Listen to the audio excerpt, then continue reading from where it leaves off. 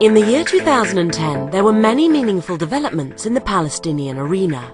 The civilian policy towards the Gaza Strip was expanded in order to enable improvement in the residents' quality of life, despite the continuation of terror attacks conducted by Hamas, which seized control over the Gaza Strip in 2007. In Judea and Samaria, the trend of economic growth and development continued as a result of increased freedom of movement, the easing of restrictions, ongoing coordination between Israel and the Palestinian Authority, and a stable security environment.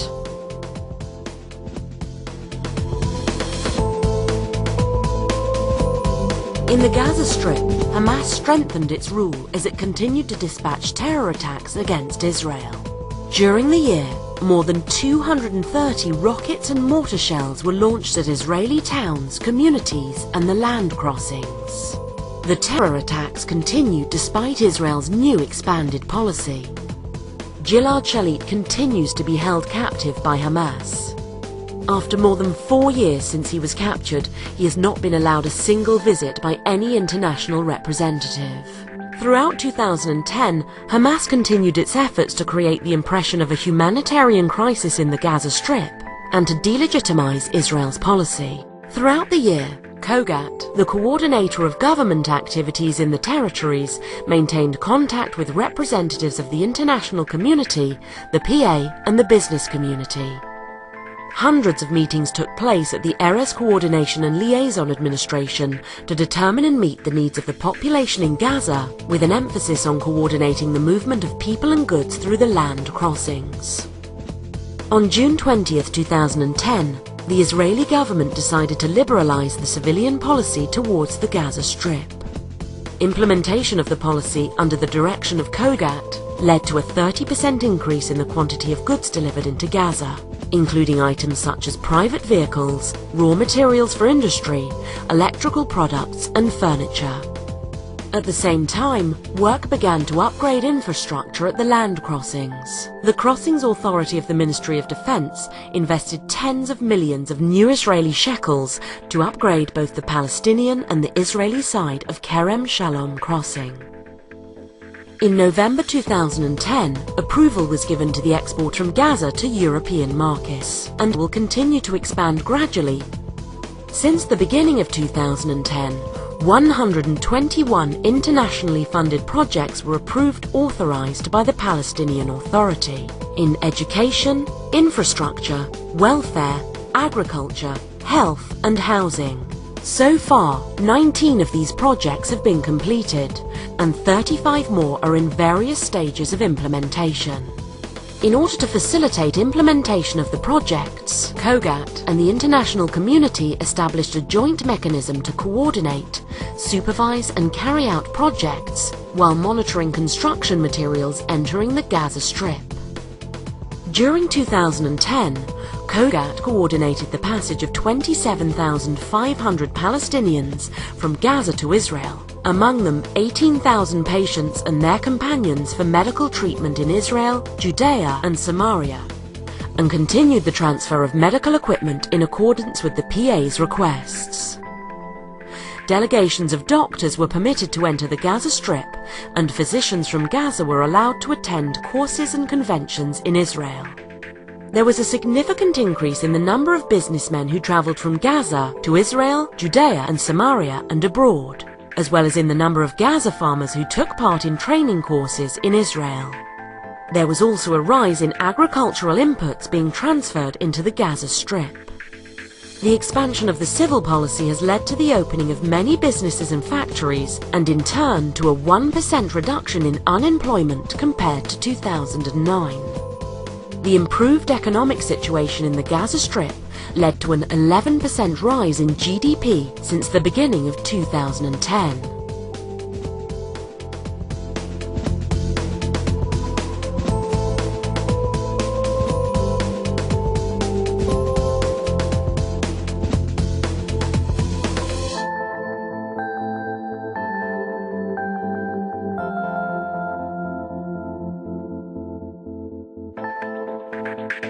In Judea and Samaria, economic growth continued due to the stable security situation and the ongoing coordination between Israel and the Palestinian Authority. The steps and measures implemented by Israel during 2010 have contributed to the growth of the Palestinian economy and to an improved standard of living for local Palestinians. Security coordination between Israel and the PA continued in 2010, and the hundreds of joint meetings that took place on various levels contributed to stability, enhanced the daily lives of the Palestinian population, and fostered a sense of security among the population. In 2010, Israel continued its policy of expanding freedom of movement in Judea and Samaria. To that end, 98 roadblocks were removed, many roads were opened, the hours of operation at the land crossings and checkpoints were extended, and infrastructure at the land crossings was upgraded. During the year, there was a 42% increase in the number of permits issued for entry into Israel, and more than 30,000 Palestinian children and adolescents came to Israel on organized trips at the request of various aid organizations. In 2010, 175,000 patients and companions, 7,900 of them children, were allowed into Israel from Judea and Samaria for medical treatment. Cooperation between Israel and Palestinian medical systems continued. Joint professional courses were held and internship programs for Palestinian physicians took place at Israeli hospitals. Israel attaches great value to the freedom of religious worship. In 2010, COGAT made special arrangements for the Christian and Muslim populations. Hundreds of thousands of Muslims were allowed to pray on the Temple Mount, and over 15,000 Christian pilgrims took part in ceremonies at the Qasr al-Yahud baptismal site and at other religious sites. During the Christmas season, hundreds of thousands visited Bethlehem and Jericho. Developments in Judea and Samaria led to a surge in tourism, leading to a 48% rise in the number of tourists compared to 2009. For the first time since 2000, 200 Israeli tour guides were allowed into Bethlehem and Jericho, yet another step designed to strengthen the tourism industry in Judea and Samaria. During the year, over 4 million Israeli Arabs visited cities in Judea and Samaria, contributing revenue of hundreds of millions of Israeli shekels to local businesses. In order to facilitate these visits, the crossings extended their hours of operation and remained open on weekends. The economy in Judea and Samaria continued to grow in 2010. There was a 2.5% rise in GDP and a decrease in the unemployment rate, reinforcing the positive trend of the last few years.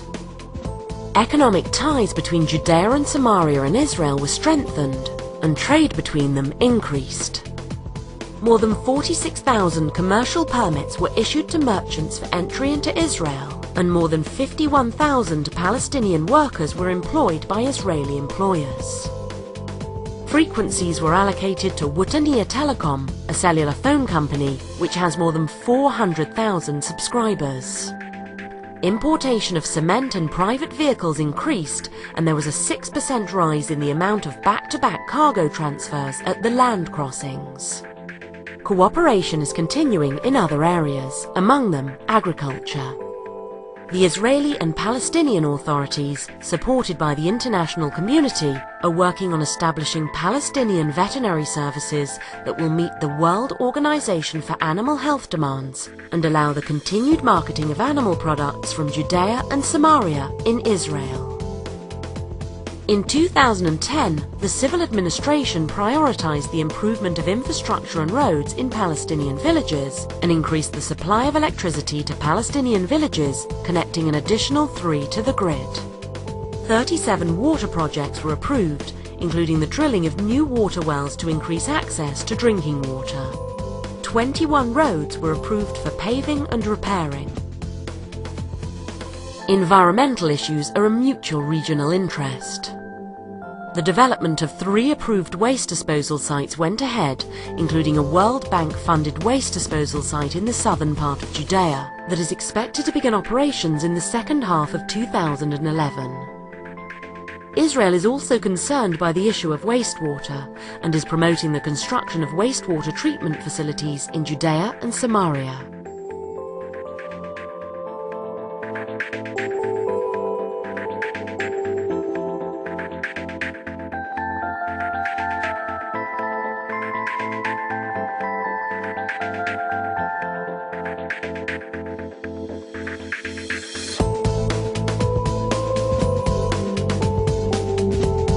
In 2010, more than 1,300 meetings were conducted between COGAT and international community representatives.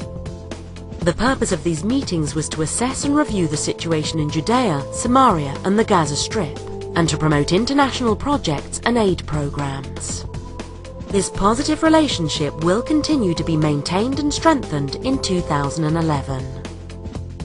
The Palestinian arena presents many challenges. The exit that took place in 2010 will continue in 2011 in coordination and cooperation with the international community and the Palestinian Authority.